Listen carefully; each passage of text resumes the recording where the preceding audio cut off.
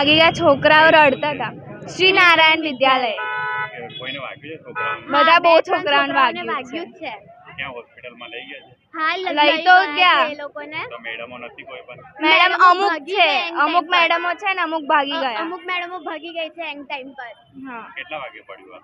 1 વાગે હા 1:45 જેવું પડ્યું દવાખાને એમ્બ્યુલન્સમાં લઈ ગયા કે ગાડી? એમ્બ્યુલન્સમાં લઈ ગયા એમ્બ્યુલન્સ આવી હતી હા 108 આવી હતી શું નામ હતું મેડમ?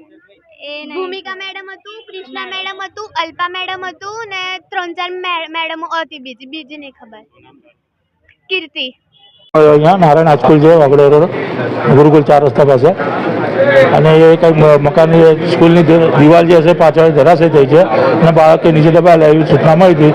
ઘટના સ્થળે અમારો પાણીગેટ ફાયર સ્ટેશનનો સ્ટાફ સાથે અમે ઘટના સ્થળે દોડી આવ્યા, સર્ચિંગ કર્યું. એક બાળકને માઇનર ઇન્જરી થઈ છે, બીજું કોઈ જાનહાની થઈ નથી. સ્કૂલના બાળકોની જે 7-8 સાયકલો દબાયેલી હતી કાટમાળની અંદર એ અમે બહાર કાઢેલી છે અને કાટમાળ બધો સાઈડ માટે આવેલી, બીજું કોઈ જાનહાની નથી.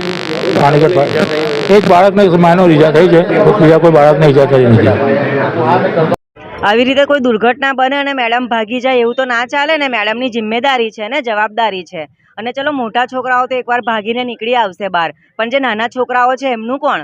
મારા બેબીનું કહેવું છે કે નાના છોકરાઓને બી મોટા છોકરાઓએ સાચવીને બહાર કાઢ્યા. એક પણ મેડમ હતી નહીં, બધી મેડમ ભાગી ગઈ હતી. 3-4 છોકરાઓને તો વાગ્યું એ 4થા ધોરણના હતા લાગે, 4થા 5માના હતા ને 6ઠા 7માના હતા. દિવાલ પડી છે હું તરત દોડ્યો, કારણ કે આ ગેટ બંધ હતું. તરત હું આવી ગયો અને છોકરા થોડા દોડાદોડી કરતા હતા. તરત જ પછી હું અને બીજા સ્કૂલના ટીચરો હતા એટલે તરત બધા છોકરાઓને રેસ્ક્યુ કર્યું અને તરત બધા પોતાને સાયકલો લઈને ઘેર મોકલી દીધા. એક જ છોકરાને નોર્મલ ઈજા થઈ છે. બાજુમાં ડોક્ટર પાસે ડ્રેસિંગ કરાવીને એમની ઘેરે વાલીને બોલાવીને ઘેરે મોકલી દીધો છે.